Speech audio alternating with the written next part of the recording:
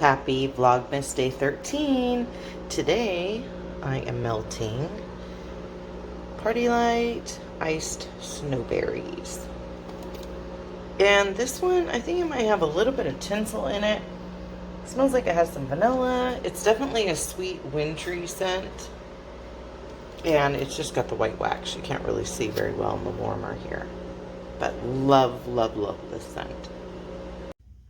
Okay, so today we are going to be making chicken soup, and this is what I'm going to be putting in it. I've got some celery, some baby carrots. I'm going to put 5 of the instant bouillon cubes and at least 5 cups of water, maybe 6. Then these are the spices: garlic powder, this Kingsford garlic and herb all-purpose seasoning. I've got black pepper. This McCormick vegetable seasoning. This is one of my absolute favorites. I've got some basil, some salt, and some minced onion. I hate cutting fresh onion, so I'm not going to mess with it. Then I've also got a can of the cream of mushroom soup, a can of corn, 2 cans of Great Northern beans. I've got probably a little less than half a bag of frozen peas and some riced cauliflower. And then I'm going to be adding those 2 things later on down the road. I'm making this in my crock pot, and I also have about probably a little over a pound of boneless, skinless chicken breast that I am making in my micro cooker. And then I'm going to start throwing this stuff in. Okay, so I think it's more like a pound of chicken. It might be a little bit under a pound. Anyway, these are my new salad choppers, but I got them to chop and shred meat from, these are the new ones I got from Pampered Chef, so I thought I would try these out. I made this chicken in my stack cooker here. This is the lid of the stack cooker that I just cooked it on. And that, the stack cooker is made by Tupperware. If you guys aren't familiar, it's one of my favorite products. You can do anything in this thing. You can make meatloaf, stews, cakes, all kinds of stuff. I think I might have overcooked the chicken just a tad, but that's okay. It was partially frozen when I put it in the micro cooker, so I had put it in for an extra. Now, it's using a little bit of elbow grease using these. This is my first time trying them out, but it's still a lot easier than having to, you know, whip out the knife and cut it up that way.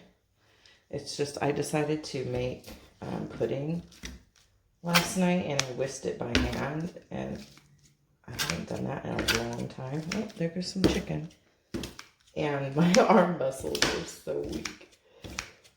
Anyway, okay, so there's the chicken.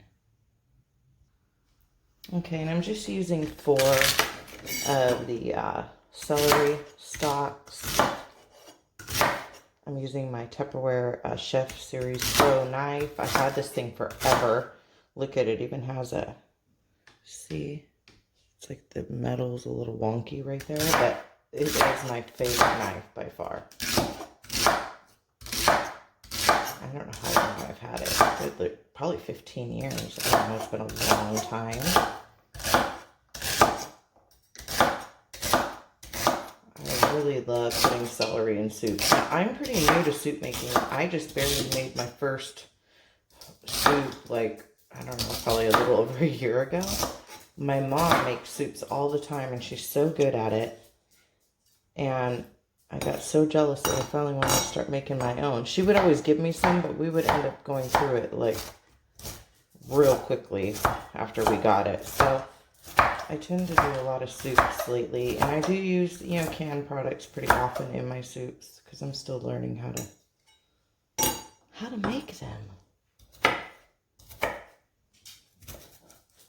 All right, now I'm going to go throw this in. Okay, and now I got some of these baby carrots. I like to cut them pretty small because I hate cooked carrots. I do not like them. I don't mind raw carrots, but I don't like cooked carrots. So if they're small, I'll eat them. If they're big, I'll pick them out. Such a child, huh?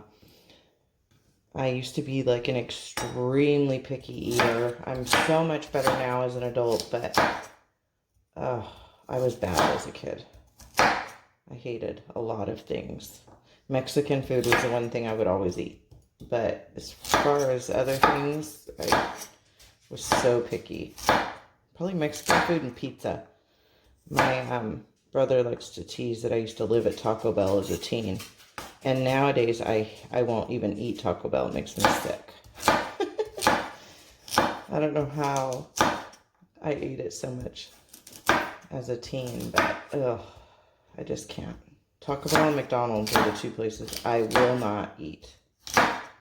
I just can't. Can't do it. I'm not sure if I'm going to put more than this. I think I'm going to start with this and then we'll see how it looks. Okay, so I threw everything in there. Now I drained the can of corn, but the beans, I just took off the lid and dumped the whole entire thing in. So I did put the cracked pepper in because I need 2 hands to do that. This is the garlic and herb. And I tend to season it a little bit probably every single time I check on it. This is the vegetable. And this vegetable seasoning is kind of like a general seasoning. You can use this in all kinds of stuff. Then I've got some minced onion because I don't want to do the real thing.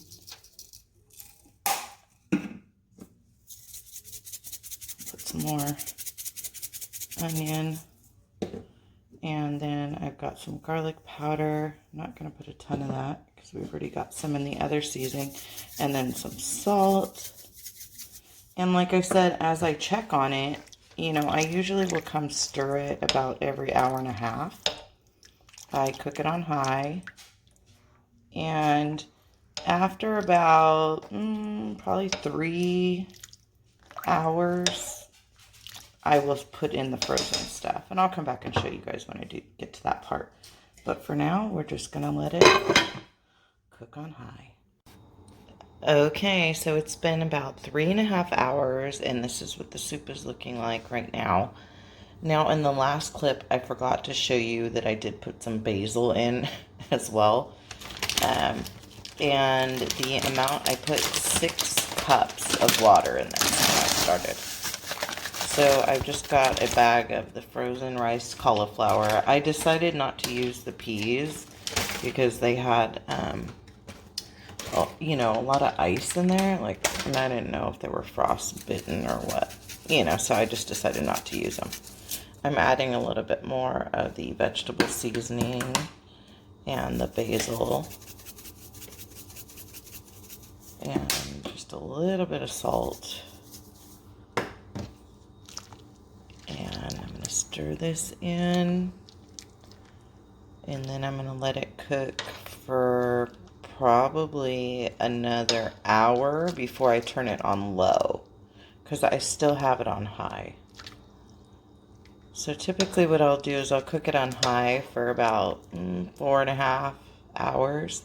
Then I will lower it to low for about an hour. Sometimes an hour and a half, depending on what kind of soup I'm making. And then I'll put it on warm after that until I eat it. So, alright, so most of that riced cauliflower is not in chunks anymore. We got most of it broken up. So, we will come back in about an hour and a half tops, and then we will go from there. All right, an hour and about 10 minutes has passed, and I can really start smelling that cauliflower. Well, everything, the smell is permeating the house at this point, which is wonderful. Okay, so I'm going to add just a little bit more of the vegetable seasoning, a tiny bit more of the garlic and herb, and a little bit of salt. And then I'm going to do some pepper off camera because I need both hands for that. And what I'm going to do now is turn it on low. And I'm going to cook it on low for probably another hour. I'm guessing 45 minutes to an hour on low. And yep, then it will be ready to serve up. All right, so that hour has passed. Now I'm going to go ahead and lower it to warm. And I'm preheating my oven because I am going to make some Pillsbury crescent rolls. Here it is, all served up.